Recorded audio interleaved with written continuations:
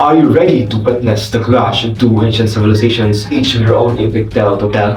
As we delve into the world of the Odyssey and the Aeneid, we must ask ourselves, what if we could hear both sides of the story? On one hand, we have Odysseus, the cunning Greek hero, navigating treacherous waters and facing vengeful gods. On the other hand, we have Aeneas, the noble Trojan prince, forging a new destiny for his people and laying foundation of Rome. Can we truly comprehend the full scope of the Trojan War without exploring both sides of the epic conflict? Join me as we unravel the interconnected narratives of Rome and Greece and discover the untold tales that lies within the echoes of history.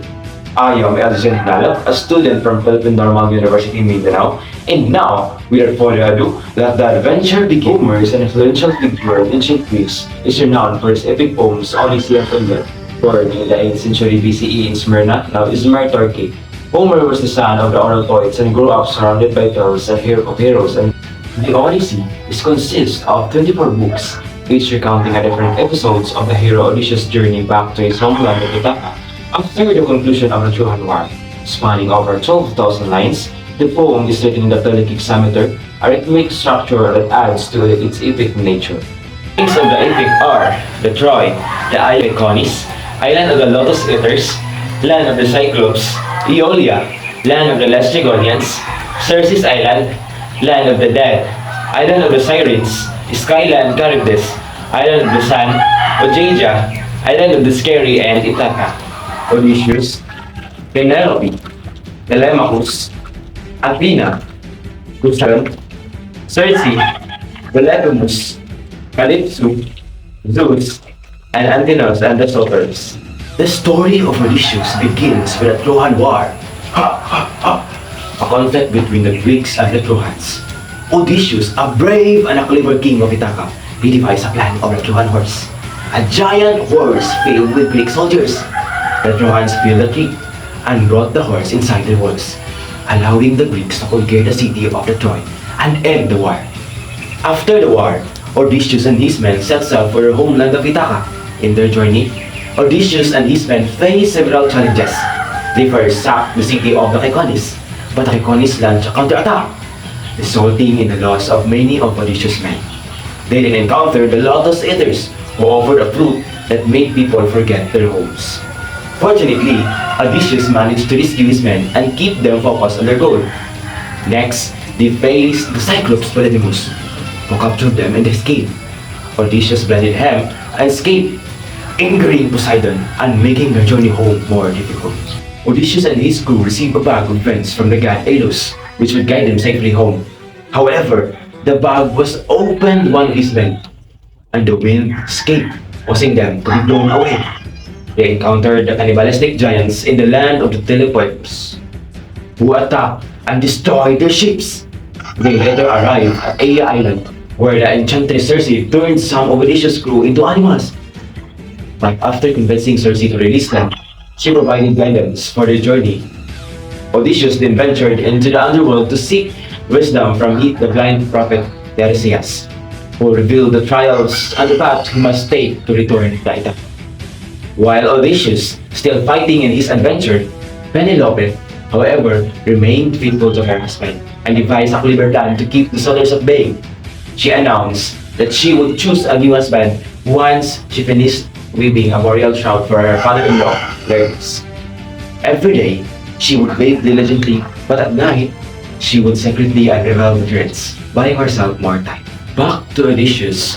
The story of Odysseus continues as he and his crew encounter the enchanting voices of the sirens on the island.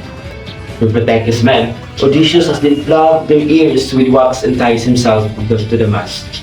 Then they face the dangerous creatures Scylla and Charybdis, with Odysseus choosing to sail closer to Scylla, resulting in the loss of some of his men. They later arrive at the island of Thyresia, where his men disobey and slaughter the sacred cattle of the sun god Helios, incurring his wrath. Odysseus is then captured by Calypso and held captive on Ogygia for 7 years, where he is offered immortality but longs to return to his wife and son. After that, he arrived on the island of Sceri, where he welcomed by the king Alcinous and Queen Arete with the help of the Phaeacians. Odysseus returns to his homeland of Ithaca, disguised as a beggar, We discover that his kingdom is overrun by suitors vying for his wife Penelope's hand in marriage. Penelope challenged the suitors to string Odysseus' bow and shoot an arrow through 12 acts ahead. Knowing only Odysseus could succeed, after a fierce battle, Odysseus reveals his true identity and reclaims his throne. He is reunited with Penelope and peace is restored to the kingdom of Ithaca.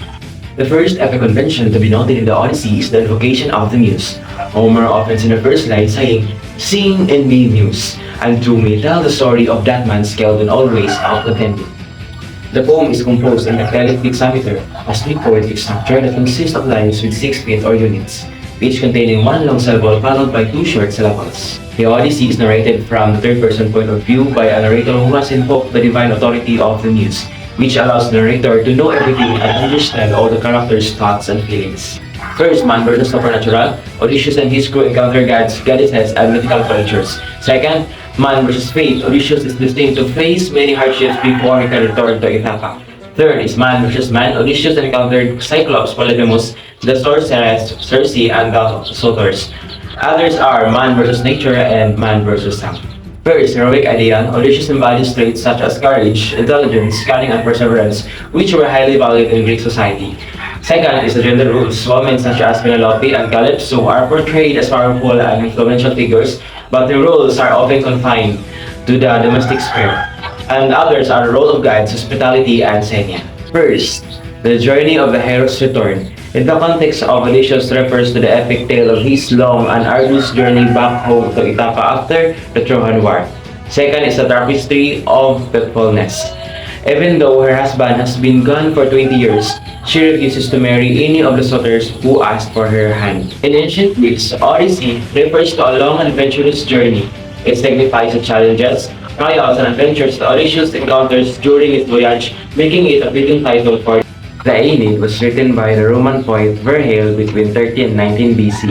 Virgil was commissioned by the Emperor Augustus Caesar to help legitimize his position as the new leader of Rome and to demonstrate that the Italians could write great epic poems revealing those of the Greeks. The poem describes the adventures of the main character Aeneas as he travels with his troops on a quest to reach Italy so that their ancestors can eventually establish Rome. Troy, the Mediterranean Sea, Carthage, the underworld, Italy, Lavinium, the battlefield, the divine realms. Aeneas, Dido, and Chrysis, Juno, Venus, Jupiter, Turnus, and Ascanius. The epic begins in the one mighty city of Troy, which falls under the relentless assault of the Greek invaders during the Trojan War. Aeneas, a brave Trojan hero, witnesses the destruction of his homeland and embarks on the perilous voyage across the Mediterranean Sea. Guided by the gods and driven by his destiny, Aeneas and his loyal band of Trojans face dangerous waters, storms, and the wrath of rageful deities. Their first destination is Carthage, a prosperous city in North Africa ruled by Queen Dido. Aeneas and Dido fall in love deeply with each other, but the gods remind Aeneas of his greater mission to establish a new city in Italy. Reluctantly, he leaves Carthage, causing Dido immense heartache and leading to her tragic end. Aeneas continues his journey, venturing into the underworld guided by the Sibyl of Dew. There, he encounters the shades of the dead and seeks guidance from his deceased father Anchises, who reveals the future of Rome and the great heroes who will descend from Aeneas' lineage. Arriving in Italy, Aeneas and his companions face resistance from the native Latin tribes. Led by King Latinus and his daughter Lavinia, Aeneas forms alliances, engages in battles, and strives to establish a new home for his people. He founds the city of Lavinium, named after his wife Lavinia, as a crucial step towards the future greatness of Rome. Aeneas faces first battles and conflicts on the Italian battlefield, demonstrating his courage and strategic prowess as he works to unify the Trojans with the local Latin population. In a climatic final battle, Aeneas engages in a one-on-one duel with Turnus, a local prince who seeks to marry Lavinia and opposes Aeneas' claim to the throne. The duel between Aeneas and Turnus becomes a symbol of a clash between destiny and personal desires. Aeneas, driven by his sense of duty and guided by the gods, emerges as a formidable leader and warrior. The battle is fierce, with both heroes displaying acts of bravery and valor. Ultimately, Aeneas overpowers Turnus and gains the upper hand. In a moment of mercy and compassion, Aeneas hesitates to deliver the final bow, recognizing the importance of forgiveness and desires of peace. However, Goddess Venus intervenes, reminding Aeneas of his duty to fulfill his destiny and secure the future of Rome. Aeneas ultimately defeats Turnus, securing victory and establishing his authority. Just like the epic poem Odyssey, the epic conventions are an occasion of the muse, epic hero, and divine intervention. First, hexameter, which is a form of verse consisting of 6 metrical feet per line. Other styles used are mythological and legendary elements, symbolism, and allegory, and descriptive language. The epic poem Aeneid by Virgil is written from a third-person omniscient point of view. Conflicts. First is man versus himself. He struggles with his longing for a peaceful life and love, represented by his relationship with Queen Dido and his responsibility to fulfill his destiny of founding Rome. Others are man versus nature. Second, man versus man, man versus fate, and man versus society. Cultural implication. First, Roman national identity. It presented Aeneas as the founder of Rome, connecting the Romans to a heroic and divine lineage. Second, Roman virtues and values. The Aeneid promoted Roman virtues and values such as faith, duty, loyalty, and bravery. Theme: duty and sacrifice, Aeneas' burden as a leader.